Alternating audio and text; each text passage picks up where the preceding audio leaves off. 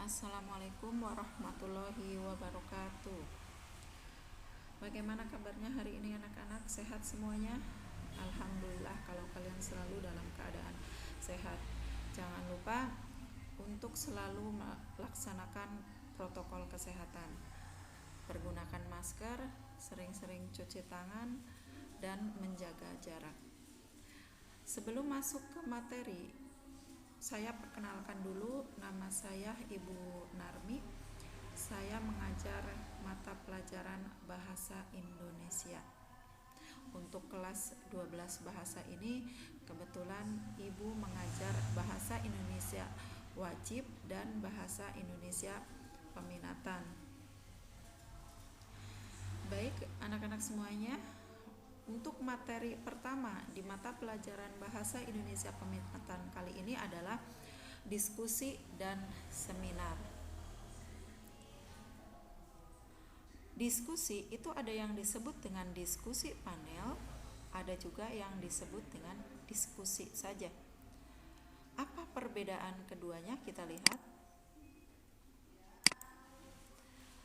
Diskusi itu adalah suatu kegiatan tukar pikiran antara dua orang atau lebih mengenai suatu permasalahan untuk mencapai tujuan tertentu.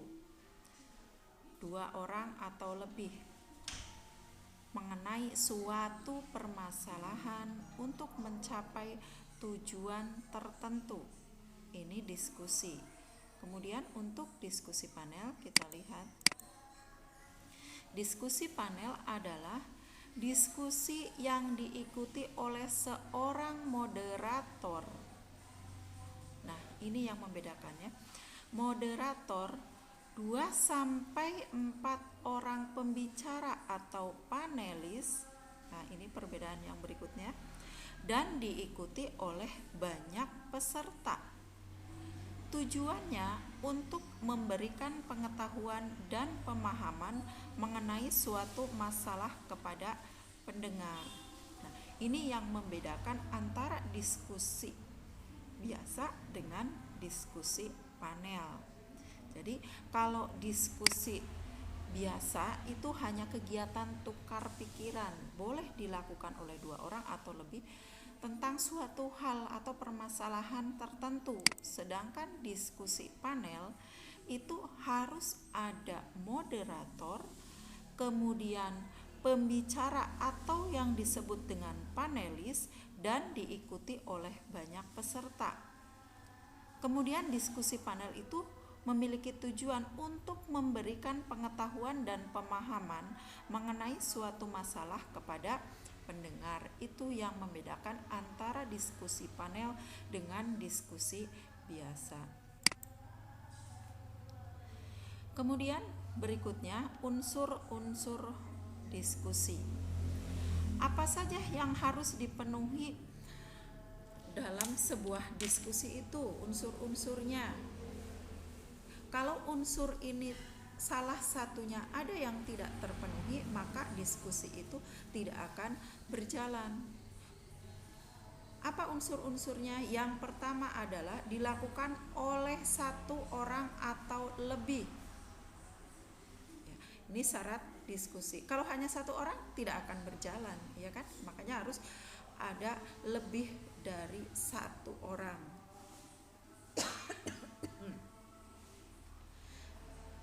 Kemudian yang kedua adalah adanya masalah yang dibicarakan.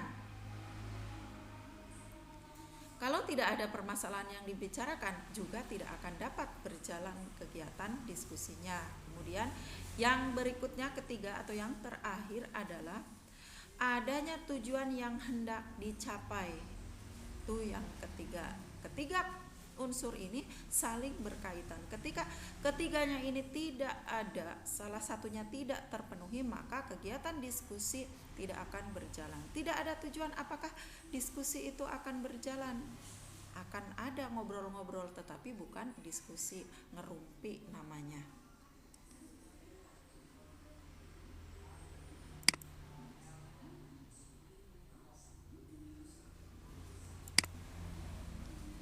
Berikutnya, proses pemecahan masalah. Bagaimana proses pemecahan masalah di dalam suatu diskusi? Nah, ini lihat, kalian perhatikan alurnya, dimulai dari merumuskan masalah, kemudian ketika sudah dirumuskan, kemudian identifikasi masalah yang muncul apa saja, identifikasi masalah yang sebenarnya. Kemudian berikutnya menganalisis dari sudut pandang, berikutnya mengkaji cara penyelesaiannya, kemudian memilih dan menentukan cara pemecahannya, kemudian melaksanakan. Ini proses pemecahan masalah. Saya kira kalau untuk proses pemecahan masalah dalam hal apapun prosesnya akan seperti ini, sama.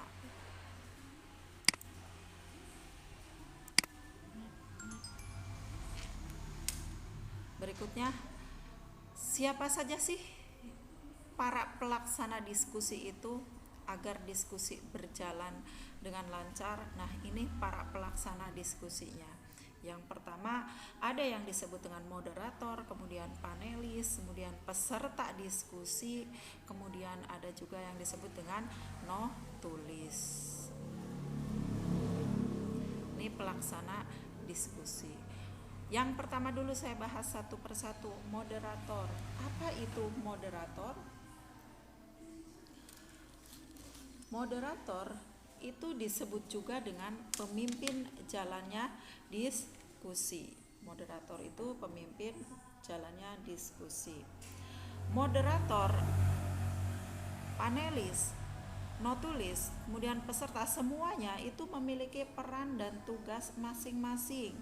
Moderator, karena yang namanya moderator itu pemimpin diskusi, maka yang namanya moderator ini adalah kunci berjalan atau tidaknya diskusi, menarik atau tidaknya diskusi ini ada di dalam moderator. Apa saja sih peran dan tugas moderator atau pemimpin diskusi? Yang pertama, tugas dari sang moderator ini adalah menjelaskan topik diskusi. Jadi yang pertama menyebutkan topiknya itu adalah moderator. Kemudian yang kedua, sebagai penengah dan pengarah semua pembicaraan yang berlangsung selama diskusi berjalan. Saya ulangi lagi, sebagai penengah dan pengarah semua pembicaraan yang berlangsung selama diskusi berjalan. Peran yang ketiga atau tugas yang ketiga, selalu mengingatkan penyaji agar penyaji kembali ke pokok permasalahan yang didiskusikan apabila penyaji berbicara keluar dari masalah yang dibahas. Nah, ini tugasnya moderator. Jadi ketika penyaji atau panelis ini sudah keluar dari topik yang sedang dibicarakan, moderator wajib mengingatkan agar pembicara itu tidak, istilah dalam bahasa daerah itu, melanderang kemana-mana.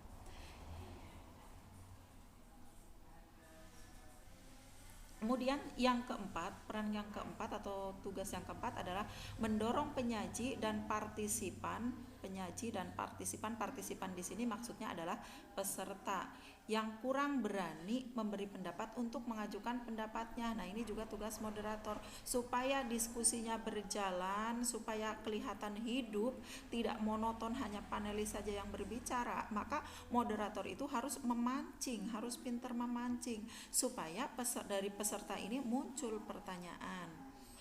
Kemudian yang kelima, tugas yang kelima adalah memberi kesempatan kepada penyaji terlebih dahulu untuk mengeluarkan pendapat.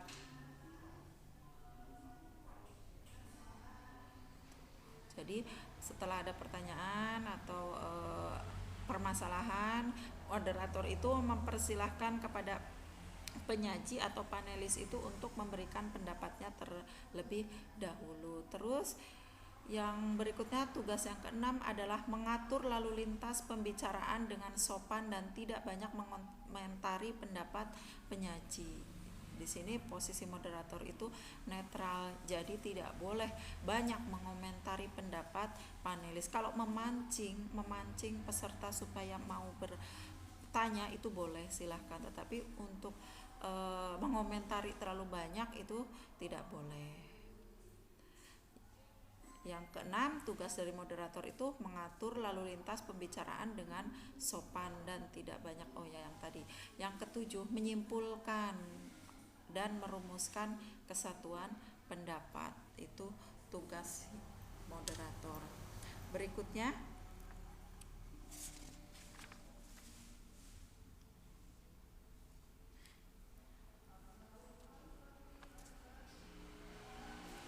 penyaji atau panelis atau pemerasaran. Apa tugas panelis atau pemerasaran atau penyaji? Yang pertama adalah memahami topik diskusi. Bagaimana mungkin diskusi akan berjalan ketika pembicara saja tidak paham dengan apa yang dibicarakan. Yang kedua adalah mengikuti jalannya diskusi dengan seksama, dengan cara memahami hal yang disampaikan pemimpin dan penyaji diskusi lainnya. Kalau panelisnya terdiri dari banyak, dia harus memahami juga apa yang disampaikan oleh panelis yang lain. Kemudian tugas yang ketiga adalah meminta penjelasan apabila terdapat hal-hal yang kurang jelas selama diskusi berlangsung. Kemudian yang keempat, memberikan gagasan atau pendapat secara terbuka, jelas, dan singkat. Kemudian tugas yang kelima, menyatakan dukungan atau persetujuan terhadap panelis lain juga itu bisa. Kemudian yang keenam, ikut mencegah terjadinya perpecahan atau percekcokan serta berusaha meluruskan jalannya diskusi. Itu jangan terlena dengan moderator, dengan pembicaranya. Kalau sudah sudah keluar, dia juga harus punya kesadaran sendiri. Kemudian yang ketujuh, sesama panelis ini harus saling menghormati dan melaksanakan semua keputusan yang telah diambil secara bersama-sama, meskipun keputusan itu mungkin tidak sesuai atau tidak sejalan dengan pemikirannya. Yang berikutnya adalah partisipan atau peserta. Apa saja tugas peserta itu? Nah, yang pertama adalah tugasnya mengikuti tata tertib, yang kedua mempelajari topik atau permasalahan diskusi, kemudian yang ketiga mengajukan pertanyaan, kemudian yang keempat menunjukkan solidaritas dan partisipasi aktif, yang kelima bersikap santun, tidak emosional, boleh bertanya ya, tetapi tidak menggunakan bahasa yang kasar gitu, dan tidak boleh emosional. Yang keenam, memusatkan perhatian pada kegiatan diskusi. Jadi ketika diskusi berlangsung tidak boleh diskusi di dalam diskusi itu ya, berbicara dengan teman-temannya. Kemudian turut serta menjaga kelancaran dan kenyamanan diskusi. Berikutnya yang terakhir adalah not tulis. Apa itu not tulis? Nah, not tulis itu adalah orang yang bertugas membuat atau menulis berita acara selama diskusi itu berlangsung. Apa saja tugas not tulis itu? Yang pertama ada mempersiapkan segala kebutuhan diskusi.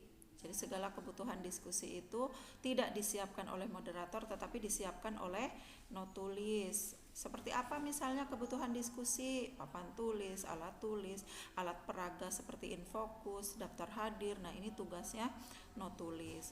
Kemudian yang kedua, tugasnya adalah mencatat hal-hal pokok yang terjadi dalam diskusi serta mencatat keterangan penting seperti topiknya apa, tanggal, dan lain sebagainya. Pokoknya dicatat hal-hal pokok. Kemudian yang ketiga, mengingatkan pemimpin diskusi tentang pembicaraan berikutnya. Nah, ini karena tadi tugas moderator sudah begitu berat gitu ya, banyak sebagai kunci, kadang-kadang dia lupa. Nah, ini not tulis wajib mengingatkan gitu ya. Untuk berikutnya adalah sesi tanya jawab, nanti diingatkan oleh not tulis, siapa tahu moderatornya lupa. Kemudian yang terakhir tugas dari notulis itu adalah membantu moderator untuk merumuskan kesimpulan gitu. Jadi tidak ada salahnya. Notulis kan mengamati dari awal sampai dengan akhir perjalanan diskusinya, kemudian membuat simpulan tapi secara tertulis gitu ya, kemudian disampaikan sebagai laporan diskusi. Kalau tadi moderator itu kesimpulannya dilisankan, kalau notulis membuat simpulannya itu secara tertulis.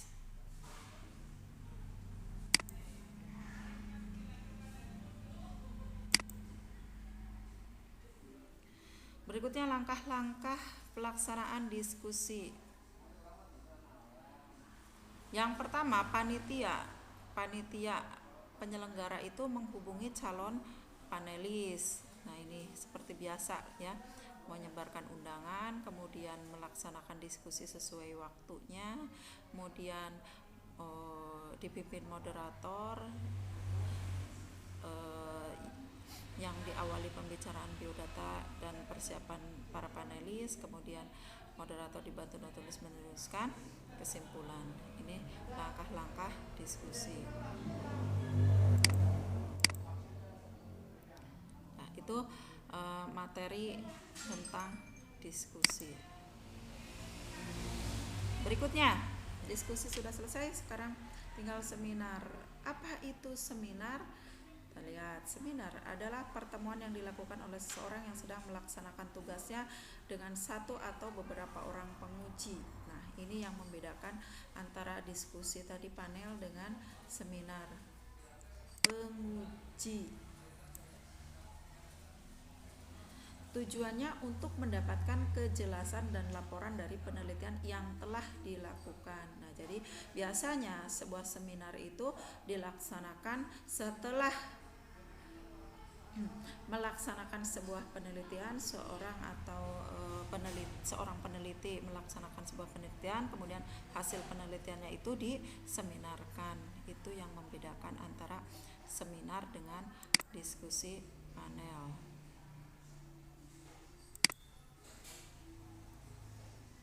Langkah-langkah seminar sebetulnya sama-sama saja ini dengan diskusi. Yang pertama, pemakalah itu menyampaikan gagasan terlebih dahulu ya, hasil karya-karyanya, kemudian diikuti tanya jawab.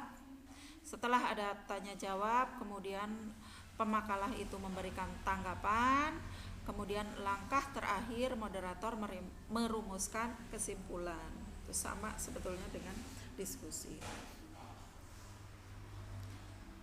Unsurnya pun masih sama, ada moderator, kemudian pemakalah, sama saja.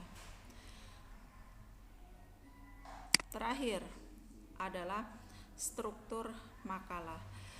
Secara garis besar, makalah dibagi menjadi 3 struktur. Bagian pertama dari struktur makalah adalah pendahuluan. Kemudian bagian kedua atau bab kedua itu pembahasan. Bab ketiga itu adalah kesimpulan. Nah, masing-masing ini memiliki bagian. Yang pertama, bagian pendahuluan itu berisi latar belakang masalah, rumusan masalah, kemudian tahap pemecahan masalah gitu ya. Minimal ada latar belakang masalah dan rumusan masalah. Bab kedua itu merupakan isi atau uraian hasil kajian, atau biasanya isi gitu ya. Bagian pembahasan itu cukup isi biasanya. Bagian terakhir adalah kesimpulan. Kesimpulan dari apa yang disampaikan. Di bagian belakang ini apa? Di bagian depan kok. Bagian depan itu apa yang dipermasalahkan? Maka di bagian simpulan ini berisi jawaban secara singkat mengenai rumusan masalah yang sudah dibuat di bagian awal.